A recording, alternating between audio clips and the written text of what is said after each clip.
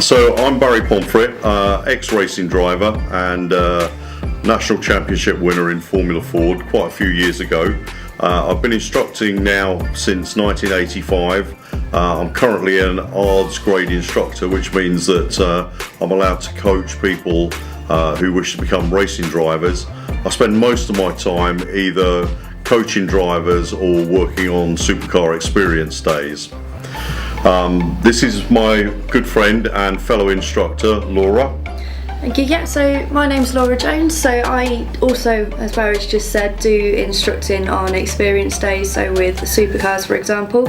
I'm also a race mechanic, so I'm lucky enough to travel sort of around Europe working on single seaters, especially with the new W series that's just come out. So that is a new venture for me this year, as well as Global Rallycross, which is going to be a new thing for me this year also. Got into cars and motorsport through my father, who used to do road rallying, so it's always been in the family, just sort of building my own cars and working from there. Then decided to get into motorsport, started off with the sort of promotion side of things, doing social media and grid girling, and then sort of moved it over to the more mechanical side of things. So MOTEK, today we've been testing two of the MOTEK compounds, the 600 and the 800. 600 is your road-based pad. However, if you fit a 600, you will find that it's perfectly adequate for the occasional track day. You're not going to have any issues at all with the pad overheating or any fading at all. The 800 pad is probably more designed for those regular track day people. Certainly if you're a regular Nürburgring track addict, you'd want to fit the 800. However, I have no qualms in advising people to fit the 800 and still using their car on the road. We found today that with the cold stop, 800 worked very well. It was a very good pad with lots of gripping power, but as we said previously, mainly a road pad 600, mainly a track pad 800. A few days previously, I fitted a set of MOTEK 800 brake pads to my GTR. In the rear of the car, we had the 600 pads fitted. Today, Laura and myself have been testing two cars, my GTR and Sam's GTR, which is fitted with the 600s in the front, on a track. During that time, we've looked at various different activities within the track, and we started off with the brakes very cold, so we tried some emergency stops from cold, and we've also done some testing where we spent several laps pounding around the circuit trying to see if we could fade the brake pads at all. What did you think about the cold stop initially, Laura?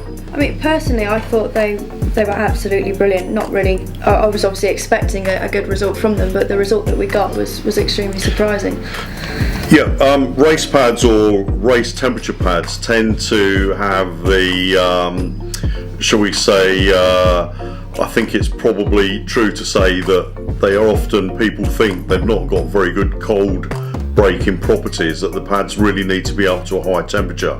But what really surprised me was that we were stopping from 100 down to 0 with a disc that was I think 20 degrees centigrade, and there was an amazing stopping power. It was almost like the car was standing on its nose, and that appeared to be similar both with the 800 pad and the 600 pad. We then, later in the day, decided to go out and do some further very hard braking, where we were going round the circuit for a long period of time, hitting the brakes from approximately 80-90 miles an hour down to about 20 miles an hour. And this went on for several minutes, several times hard braking during a lap. That's correct, yeah. I mean, they were absolutely brilliant. I mean, we're coming, as you've just said, down to the end of the straights, putting the brakes completely on, and the cars are just performing exactly as they should be. No fade whatsoever from what I found in both of the cars, really.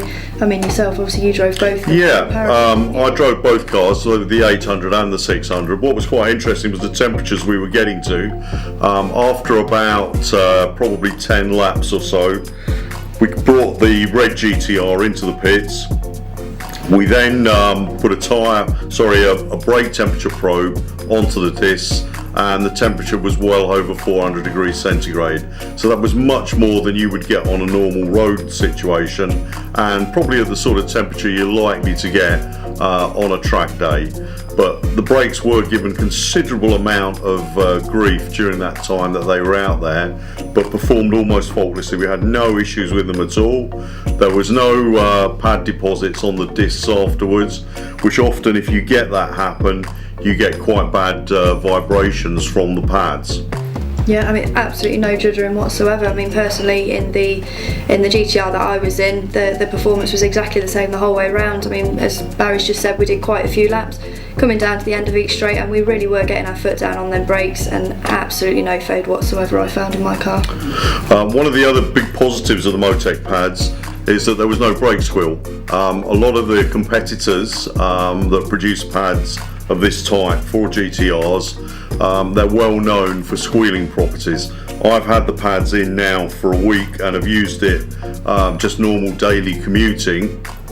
Pads are perfectly quiet, no squeal at all. The only thing that I did when I assembled the pads into the calipers was to put a small amount of copper slip between the piston of the caliper and the rear back of the pad disc.